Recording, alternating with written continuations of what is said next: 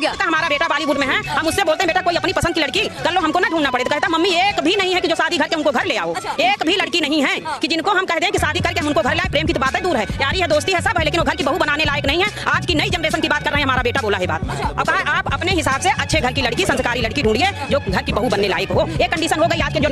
Aunty जी, आपका लड़का भी उसी बॉलीवुड में है, ठीक है, आपने खुद बताया कि वो वहां काम कर रहा है। तो अगर वहां की लड़कियां शादी करने लायक नहीं है तो आपका लड़का भी शादी करने लायक नहीं है। क्यों किसी बेचारी के साथ उसको बांध के उसकी जिंदगी खराब करने पे लगी हुई है आप? कोई भी संस्कारी लड़की उससे शादी क्यों करेगी?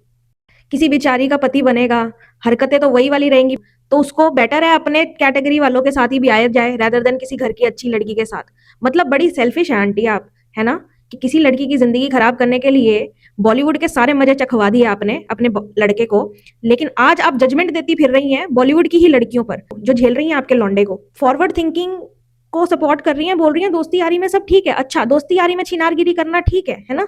और जब घर की गृहस्थी की बात आए तो फॉरवर्ड थिंकिंग पसंद नहीं है। क्यों? क्योंकि एजुकेटेड लड़की के ओपिनियंस होंगे ना, एजुकेटेड लड़की गलत बर्दाश्त नहीं करेगी। एजुकेटेड लड़की जहाँ एक्स्ट्रा सेक्रीफाइसेस करने होंगे वहां वो करेगी नहीं ना। कभी बैठ के अपने लड़के से भी पूछ लो कि ऐसी वो कितनी लड़कियों को वहां बैठ के ट्राई कर रहा है जो सबके बारे में उसने एक ही ओपिनियन बना लिया। एक तो यार मुझे ये बता दो कि संस्कारी लड़की की डेफिनेशन क्या है? सारा दिन किचन में रहने वाली, सारा दिन किचन में रहने के बाद, सारा काम करने के बाद इनकी गालियां सुनने वाली, और बात बात पे घर वालों को ताना देने पर भी चुप रहने वाली, ये संस्कारी लड़कियां होती हैं?